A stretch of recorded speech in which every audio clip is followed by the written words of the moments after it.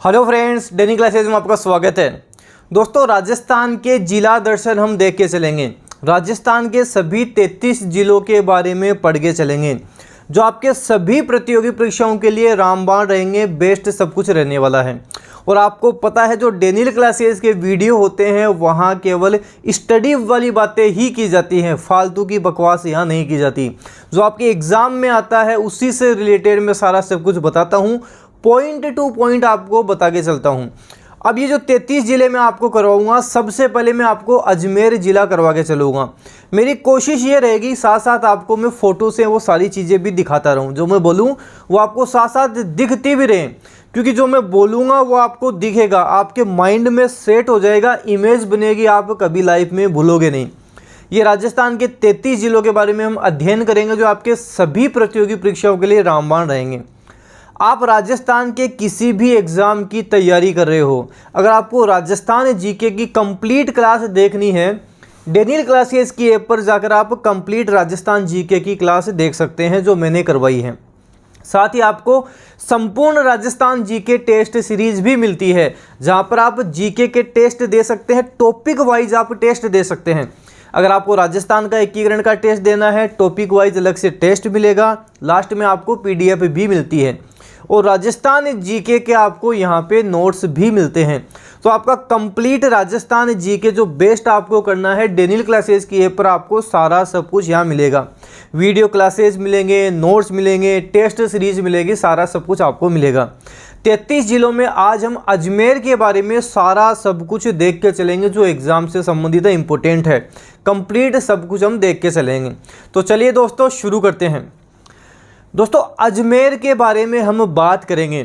राजस्थान का अजमेर ज़िला जिसके बारे में हम बात करेंगे, सबसे पहले हम जिस भी ज़िले के बारे में बात करेंगे उसके शुभंकर के बारे में ज़रूर हम बात करेंगे।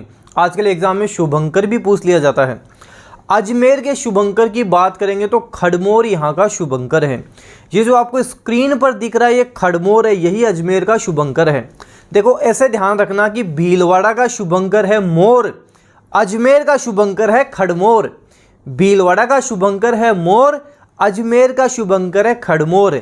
तो ये जो आपको दिख रहा है यही खड़मोर है, जो हम बात करेंगे अजमेर का शुभंकर माना जाता है। अजमेर का शुभंकर आपको ध्यान रखना है। अजमेर के बारे में बात करें तो अजमेर को हम राजस्थान का हृदय कहते हैं, राजस्थान का हार्ट कहते हैं। राजस्थान का हार्ट हम क्यों कहते हैं? जब हम राजस्थान का नक्शा देखते हैं, जहाँ पे अजमेर की पोजीशन आती है वो हार्ट के पास में आती है, इसलिए अजमेर राजस्थान का हृदय, राजस्थान का हार्ट कहलाता है। अजमेर भारत का मक्का कहलाता है। भारत का मक्का मदीना कहाँ है? ख्वाजा मोइनुद्दीन चिश्ती की दरगाह कहाँ है? अजमेर में है। तो ये हम बात करेंगे, भारत का मक्का कहलाता है। धर्म नगरी के नाम से जाना जाता है, गरीब नवाज नगरी के नाम से जाना जाता है। तो हमने बात की, राजस्थान का हृदय स्थल कहलाता है, भारत का मक्का कहलाता है, धर्म नगरी कहलाता है, गरीब नवाज नगरी के नाम से जानते हैं। राजस्थान का जिब्राल्टर भी हम इसे कहते हैं। तो ये सारी डिटेल आपको अजमेर के बारे में ध्यान रखनी है। अजमेर शहर की स्थापना किसने की थी? अजमेर किसने बसाया था? एग्जाम में पूछा जाएगा, अजमेर किसने बसाया, अजमेर की स्थापना किसने की थी? आपको ध्यान रखना है, 1113 ईस्वी में अजय राज द्वारा अजमेर की स्थापना की गई थी। अजय राज, ये राज नाम है, ये ध्यान रखना है। तो अजय राज चौहान ने 1113 में अजमेर की स्थापना की थी। एक प्रश्न बनेगा कि अजय मेरू दुर्ग किसने बसाया, अजय मेरू दुर्ग की स्थापना किसने की? ध्यान रखना, अजय मेरू दुर्ग जब आपसे पूछे तो अजय पाल चौहान उत्तर करना है। 7वीं सदी में अजय पाल चौहान द्वारा अजय मेरू दुर्ग बसाया गया। अजमेर पूछे तो आपको अजय राज करना है, अजय मेरू दुर्ग पूछे तो अजय पाल उत्तर करना है। ये जो अजय मेरू दुर्ग है, ये बीठली की पहाड़ी पर है। बीठली की पहाड़ी पर होने के कारण हम इसे गढ़ बीठली दुर्ग भी कहते हैं। अजय मेरू दुर्ग को बीठली की पहाड़ी पर होने के कारण गढ़ बीठली दुर्ग भी कहा जाता है। इसे तारागढ़ दुर्ग भी कहा जाता है। देखो, जब मेवाड़ का इतिहास हम देखते हैं, राणा सांगा के बड़े भाई थे पृथ्वीराज सिसोदिया। पृथ्वीराज सिसोदिया की पत्नी थी तारा। जब तारा इस दुर्ग में आती है तब पृथ्वीराज सिसोदिया इसका जीर्णोद्धार करवाते हैं, तब से इसका नाम तारागढ़ दुर्ग भी पड़ जाता है। अजय मेरू दुर्ग, गढ़ बीठली दुर्ग और तारागढ़ दुर्ग के नाम से इसे ही जानते हैं। एक चीज़ ध्यान रखना, एक तारागढ़ दुर्ग ये है, एक तारागढ़ दुर्ग बूंदी में भी है, तो एग्जाम में कंफ्यूज मत होना। तारागढ़ दुर्ग अजमेर में भी है, तारागढ़ दुर्ग बूंदी में भी आपको ध्यान रखना है। तो ये जो डिटेल मैंने आपको अजमेर के बारे में बताई, ये ध्यान रखनी है। आजकल एग्ज़ाम में क्या हो रहा है, जिलों का क्षेत्रफल भी पूछ लेते हैं। अभी लेटेस्ट ही एग्ज़ाम में हुआ है कि जिलों के क्षेत्रफल के बारे में पूछ लेते हैं। अजमेर का क्षेत्रफल आपको ध्यान रखना है 8481 वर्ग किलोमीटर अजमेर का कुल क्षेत्रफल है। अजमेर का कुल क्षेत्रफल 8481 वर्ग किलोमीटर है। क्षेत्रफल भी ध्यान रखना, 2-4 बार बोलोगे, रिपीट करोगे, साथ साथ याद हो जाएगा। 8481 वर्ग किलोमीटर।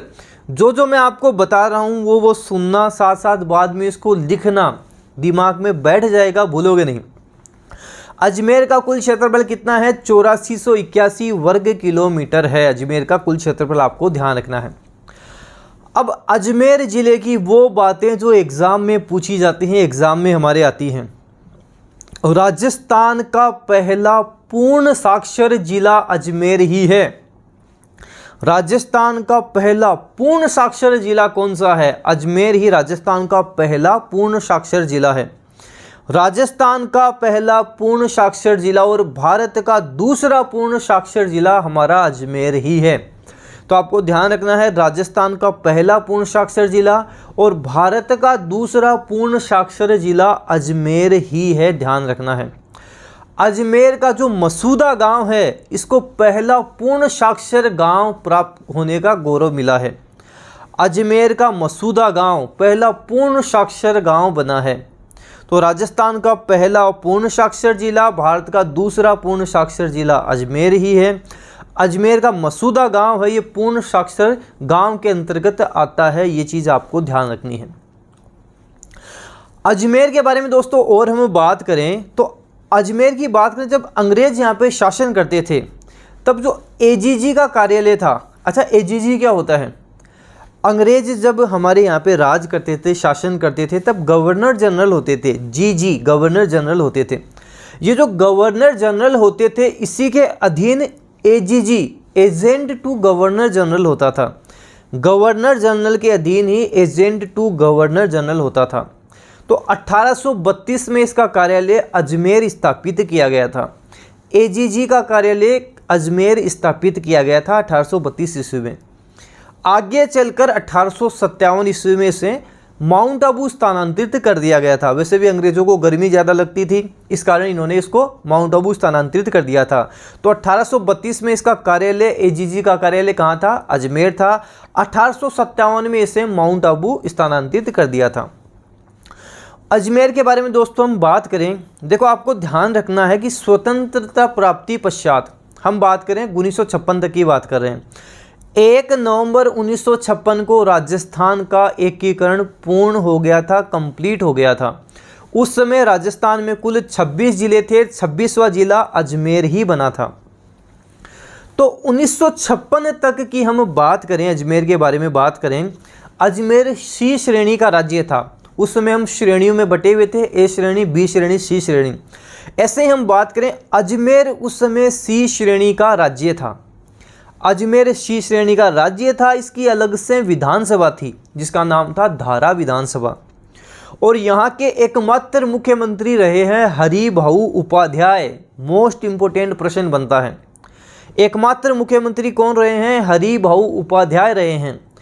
त्याग भूमि समाचार पत्र के संपादक कौन थे? हरिभाऊ उपाध्याय ही त्याग भूमि समाचार पत्र के संपादक थे, जिनके बचपन का नाम बद्रीनाथ था और इन्हें दा साहब भी कहते थे। त्याग भूमि समाचार पत्र के संपादक कौन थे? हरिभाऊ उपाध्याय ही थे। बचपन का नाम बद्रीनाथ, इन्हें दा साहब भी कहते थे। ये आपको इनके बारे में ध्यान रखना है। तो ये जो डिटेल मैंने आपको बता दी, सारी डिटेल इंपॉर्टेंट है, सारी आपको ध्यान रखनी है। अजमेर जिला एक एक पॉइंट टू पॉइंट हम सब कुछ डिस्कस करके चलेंगे। जो जो इंपॉर्टेंट चीज़ है सारी हम देख के चलेंगे। अजमेर की और बात करें, आपके जो किशनगढ़ मार्बल मंडी है ये भी अजमेर में है। तो मार्बल के लिए भी ये प्रसिद्ध है, किशनगढ़ मार्बल के लिए प्रसिद्ध है, आपको ध्यान रखना है। और हम बात करें राजस्थान की प्रथम सूती वस्त्र मिल कृष्णा मिल कहाँ है? ब्यावर अजमेर में है। किसके द्वारा स्थापित की गई थी? सेठ दामोदर दास व्यास द्वारा स्थापित की गई थी।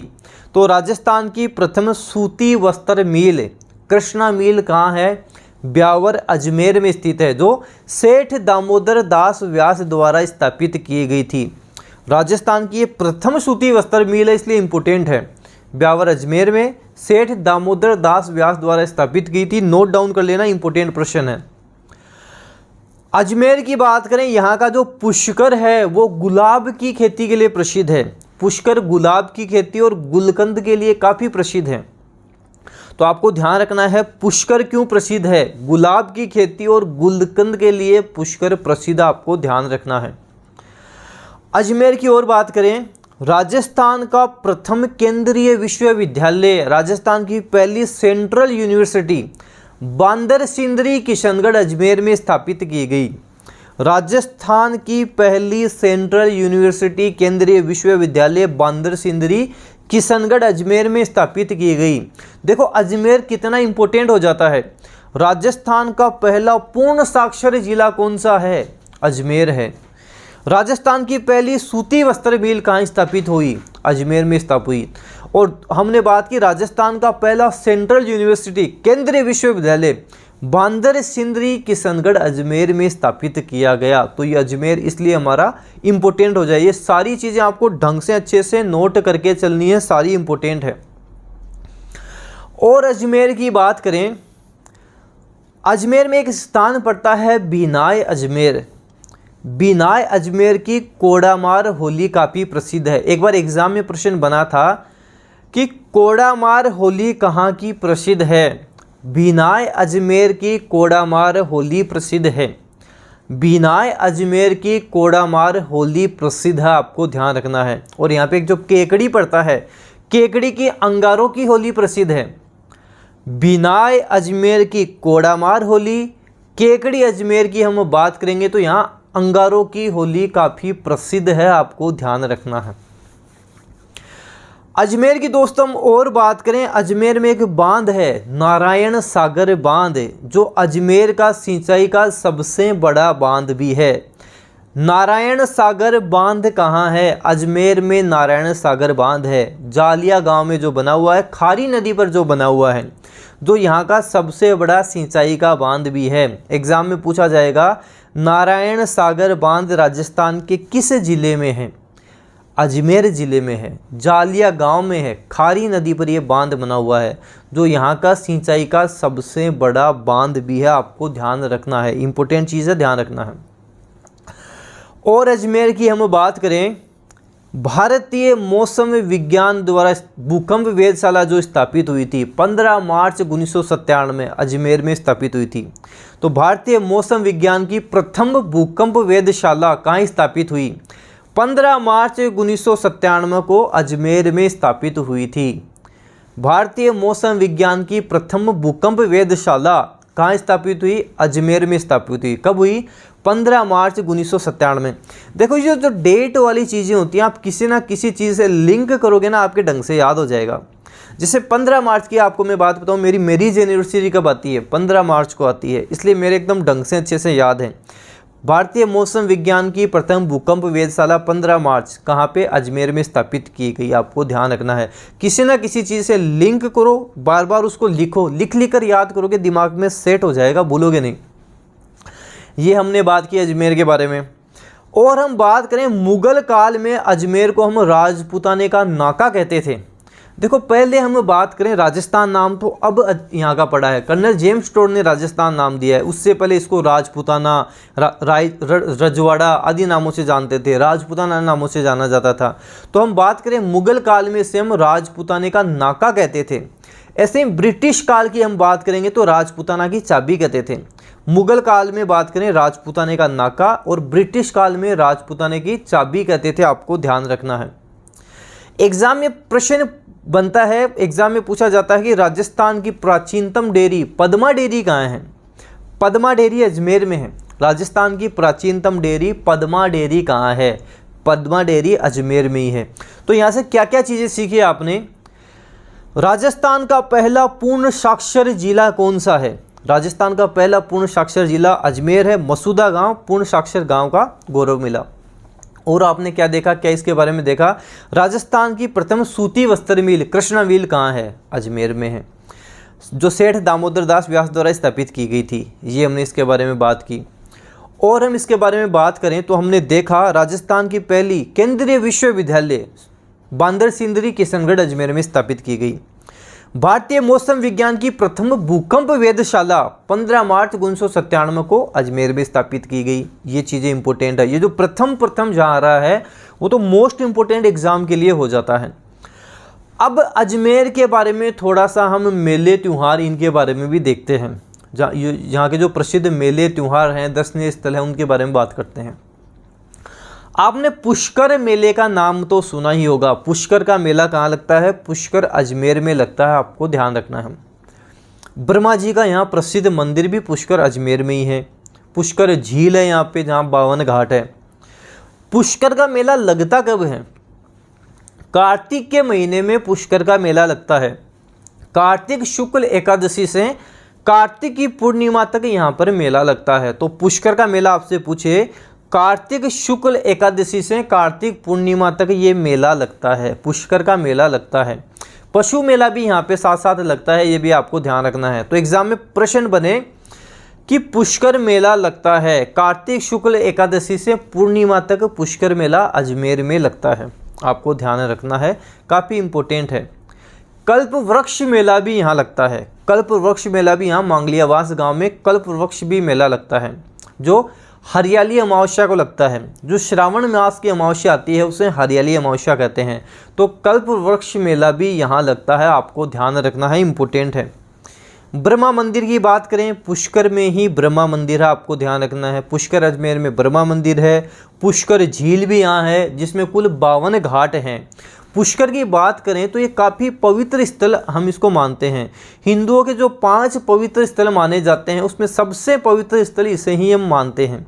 पहले इसे कोंकण तीर्थ के नाम से भी जानते थे, कोंकण तीर्थ के नाम से भी इसे जाना जाता है। तो कोंकण तीर्थ की बात आएगी तो आपको पुष्कर ही उत्तर करना है, पुष्कर आंसर आपको करना है। आदि तीर्थ के नाम से जानते हैं, तीर्थ राज के नाम से भी हम पुष्कर को जानते हैं।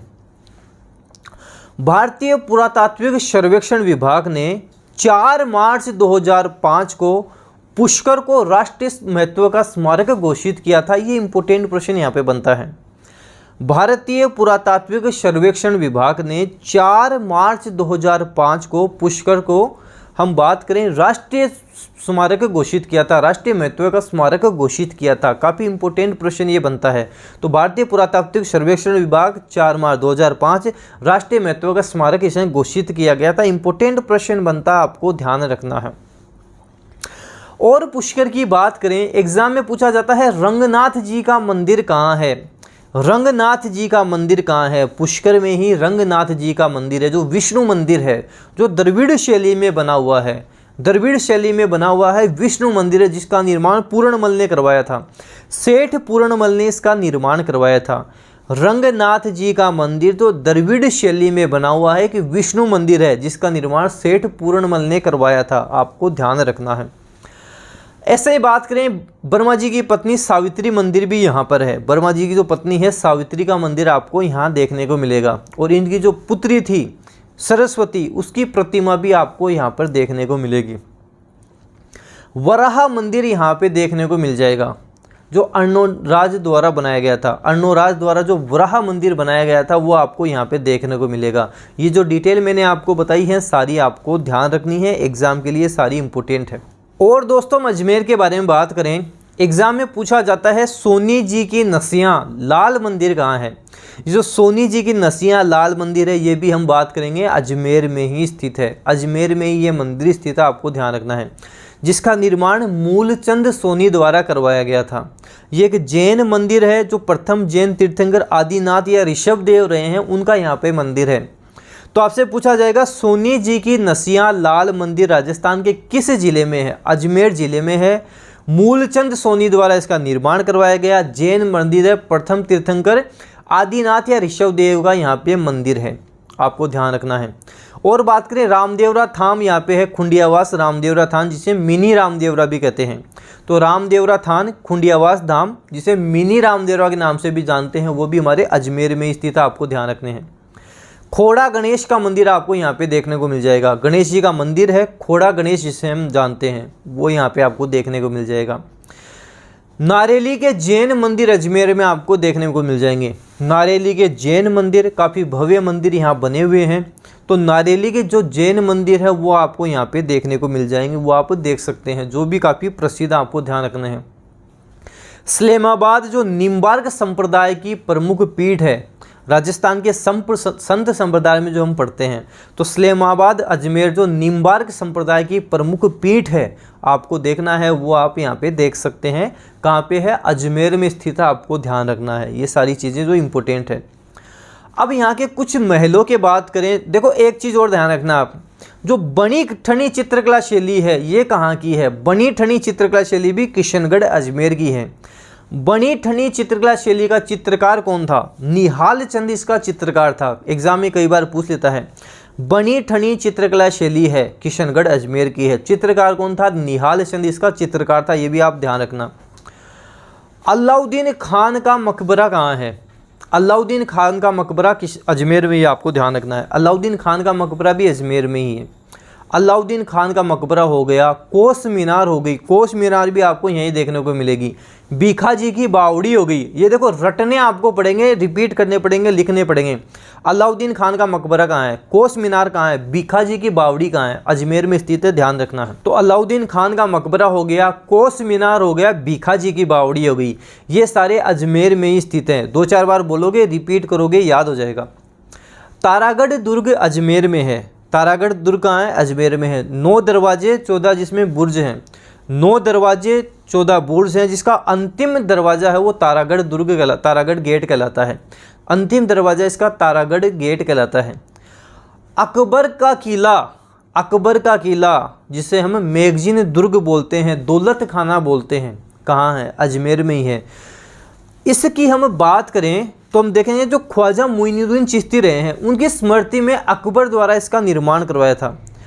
राजस्थान का एकमात्र मुस्लिम शैली में बना हुआ दुर्ग, बना हुआ किला कौन सा है? अकबर का किला, मैगजीन दुर्ग जिसे दौलत खाना हम बोलते हैं, इसे ही बोलते हैं, जो मुस्लिम शैली में बना हुआ है। राजस्थान का एकमात्र किला जो मुस्लिम शैली में बना हुआ है, अकबर का किला बोलते हैं, मैगजीन दुर्ग बोलते हैं, दौलत खाना जिसे हम बोलते हैं। काफ़ी इंपॉर्टेंट है, एग्जाम के लिए आपको ध्यान रखना है। और इसके बारे में बात करें, आपसे एग्जाम में पूछा जाता है कि केहरीगढ़ का किला कहाँ है? केहरीगढ़ का किला भी आपको ध्यान रखना, अजमेर में ही केहरीगढ़ का किला है।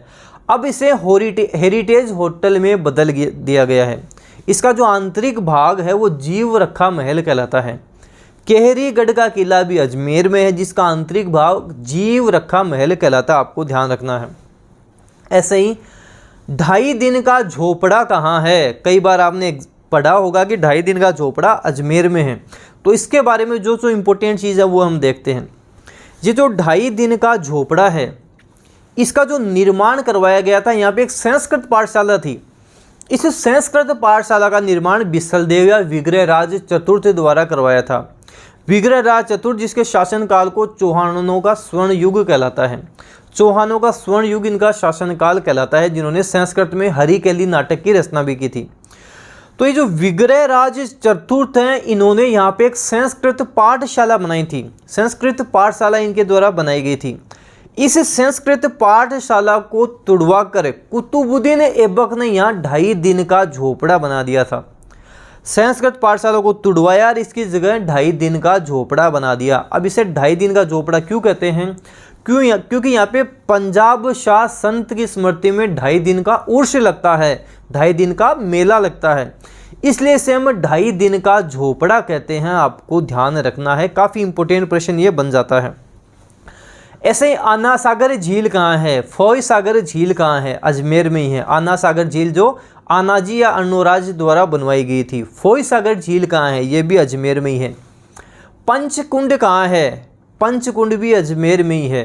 जो एक पुष्कर में एक पौराणिक तीर्थ स्थल है। देखो ये जो पंचकुंड है, ऐसा कहा जाता है कि जब पांडव अज्ञातवास में थे तो अज्ञातवास के समय यहीं पे ये पांडव रुके थे, इसलिए ये पंचकुंड काफ़ी प्रसिद्ध, आपको ध्यान रखना है। पंचकुंड कृष्ण अभयारण्य के नाम से भी प्रसिद्ध है। इसका एक अन्य नाम सुधाबाई भी है। तो पंचकुंड कृष्ण अभयारण्य के नाम से भी प्रसिद्ध, आपको ध्यान रखना है। इसका अन्य नाम सुधाबाई भी है, ये भी आपको ध्यान रखना है। पुष्कर के बारे में हम पहले भी बात कर चुके हैं, पहले भी देख चुके हैं। जैसे हम बात करें भारत के उत्तर पश्चिम में राजस्थान है, वैसे ही हम बात करेंगे तो अजमेर जो है, अजमेर के उत्तर पश्चिम में पुष्कर पड़ता है, जहाँ पर पुष्कर झील भी है, जिसमें कुल 52 घाट हैं। एग्जाम में पूछ लिया जाता है कि जो पुष्कर झील है यहाँ पे कुल कितने घाट हैं। कुल यहाँ पे 52 घाट हैं, आपको ध्यान रखना है। कुल घाट पूछ ले, 52 घाट यहाँ पर है, आपको ध्यान रखना है। ब्रह्मा जी का भव्य मंदिर है, जो मैं आपको बता चुका हूँ। और पुष्कर को हिंदुओं के 5 प्रमुख तीर्थों में सबसे पवित्र माना जाता है। पुष्कर को आदि तीर्थ या तीर्थराज भी कहा जाता है। इसे कोंकण तीर्थ के नाम से भी जानते हैं। दोस्तों ये पुष्कर झील है, यहाँ पे आमेर के जो राजा मान सिंह रहे हैं, उनके द्वारा निर्मित भव्य मान महल भी है। पुष्कर झील के तट पर आमेर के राजा मान सिंह द्वारा निर्मित भव्य मान महल भी है। अब इसे आरटीडीसी द्वारा होटल सरोवर में परिवर्तित कर दिया गया है। आरटीडीसी ने इसे होटल सरोवर में परिवर्तित कर दिया गया, आपको ध्यान रखना है। यहाँ पे बूढ़ा पुष्कर और कनिष्क पुष्कर भी हैं। बूढ़ा पुष्कर और कनिष्क पुष्कर भी यहीं पर आपको ध्यान रखने हैं। तो ये सारी डिटेल जो मैंने बताई आपको ध्यान रखनी है। ख्वाजा मोइनुद्दीन चिश्ती की दरगाह भी यहीं पर है। ख्वाजा मोइनुद्दीन चिश्ती की दरगाह भी यहीं है। जो तारागढ़ दुर्ग है उसके नीचे हम बात करेंगे, उसकी तलहटी में बात करेंगे, तो यहाँ पे ख्वाजा मोइनुद्दीन चिश्ती की दरगाह हमें देखने को मिल जाएगी, आपको ध्यान रखना है। ख्वाजा मोइनुद्दीन चिश्ती की बात करें तो इनका जन्म 1142 ईस्वी में हुआ था। जन्म 1142 ईस्वी में हुआ था। देखो इनसे संबंधित एक प्रश्न है जो कई बार एग्जाम में रिपीटेड है, बार बार पूछा गया था। एग्जाम में पूछा जाता है कि ख्वाजा मोइनुद्दीन चिश्ती किसके शासन काल में ये अजमेर आए थे। जब अजमेर आए थे तो अजमेर में किसका शासन चल रहा था? पृथ्वीराज चौहान तृतीय का शासन था। जब ये राजस्थान आए थे तब किसका शासन था? पृथ्वीराज चौहान तृतीय का शासन था। काफ़ी इंपॉर्टेंट प्रश्न है, एग्जाम में बनने वाला प्रश्न, आपको ध्यान रखना है। और एक प्रश्न यहाँ से बनता है कि राष्ट्रीय बीजीय मसाला अनुसंधान केंद्र कहाँ है? राष्ट्रीय बीजीय मसाला अनुसंधान केंद्र कहाँ, आपको बताना है। तबीजी अजमेर में ही राष्ट्रीय बीजीय मसाला अनुसंधान केंद्र है। जैसे एग्जाम में बनता है कि सरसों अनुसंधान केंद्र कहाँ है? राष्ट्रीय सरसों अनुसंधान केंद्र कहाँ है? सेवर भरतपुर में है। वैसे आपको ध्यान रखना है राष्ट्रीय बीजीय मसाला अनुसंधान केंद्र कहाँ है? तबीजी अजमेर में है। जैसे राजस्व मंडल की बात करें, उसका मुख्यालय भी आपको ध्यान रखना है। अजमेर में राजस्व मंडल का मुख्यालय है, जिसकी स्थापना 1 अप्रैल 1949 को की गई थी। तो राजस्व मंडल का मुख्यालय भी यहाँ पे, जो प्रत्येक 5 वर्ष में पशु गणना करवाता है। तो राजस्व मंडल का मुख्यालय भी आपको ध्यान रखना है, अजमेर में ही है। 1 अप्रैल 1949 को जिसकी स्थापना हुई थी। तो ये अजमेर के बारे में जो इम्पोर्टेंट फैक्ट हैं, पॉइंट टू पॉइंट मैंने आपको सारे बताए हैं। पॉइंट टू पॉइंट सारी चीज़ें मैंने डिटेल में सब कुछ बताया है। इसको आप वापस अच्छे से रिपीट कर दोगे, रिवाइज कर दोगे, हाथों हाथ आपके याद हो जाएगा। देखो दोस्तों, जो मैं आपको जिलों के बारे में बता रहा हूँ, पॉइंट टू पॉइंट बता के चलूँगा। जो इंपॉर्टेंट फैक्ट एग्जाम में बनते हैं, सारा सब कुछ मैं आपको बता के चलूँगा। डेनियल क्लासेज को जो वीडियो है वहाँ आपके टाइम खराब नहीं होगा, यहाँ से आप चीज़ें सीख कर ही जाओगे। आप अदर चैनल पर देखना, यही चीज़ें आपको लगभग 2 घंटे 3 घंटे 4 घंटे में बताएंगे। काफ़ी कम समय में आपको डेनियल क्लासेज पे भरपूर नॉलेज मिलेगा जो आपके एग्ज़ाम में बनता है। तो इसको वापस से रिवाइज करो, अच्छे से देखो। डेनियल क्लासेस का आप टेलीग्राम चैनल ज्वाइन करो, इसकी पीडीएफ आपको वहाँ मिलती रहेगी। साथ ही अगर आपको राजस्थान की टेस्ट सीरीज़ लगानी है, संपूर्ण राजस्थान जीके की टेस्ट सीरीज़ निकालनी है, प्ले स्टोर पे जाओ, डेनियल क्लासेस की ऐप मिलेगी, वहाँ आप देख सकते हैं। राजस्थान कंप्लीट राजस्थान जीके के वीडियो देखने हैं, डेनियल क्लासेस की ऐप पर कंप्लीट राजस्थान जीके के वीडियो मिल जाएंगे। आप किसी भी राजस्थान की प्रतियोगी परीक्षाओं की तैयारी कर रहे हो, सबके वीडियो आपको डेनियल क्लासेस की ऐप पर मिल जाएंगे। वीडियो को आपको जितना हो सके शेयर कर देना है, लाइक करना है। डेनियल क्लासेस यूट्यूब चैनल पर नए हो सब्सक्राइब के साथ साथ बेल आइकन भी आप प्रेस करोगे। इससे होगा क्या, कोई भी न्यू अपडेट आएगी वो आपको तुरंत मिल जाएगी। धन्यवाद।